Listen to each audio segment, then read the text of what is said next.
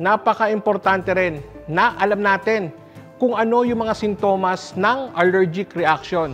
Remember, hindi natin kailangan na makita ang lahat ng ito. So alinman dito, yung mga sa sintomas na babanggitin ko, ay magsuspecha tayo na merong allergic reaction ang pasyente.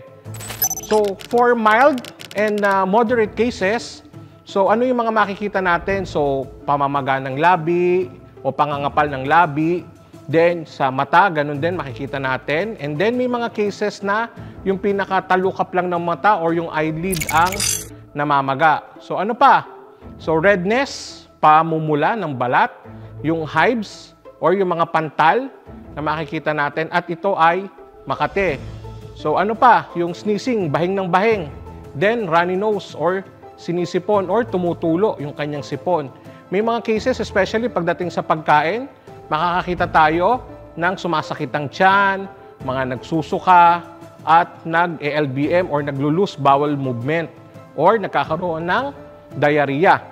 So, pag nakita naman natin o naramdaman natin itong mga sintomas na ito, so ito po ay lubhang napaka-delikado. Ano-ano po ito? So, merong pamamaga ng dila. So, nakikita natin, nagdo-double yung size ng kanyang dila. Then, nahihirapan na siyang huminga.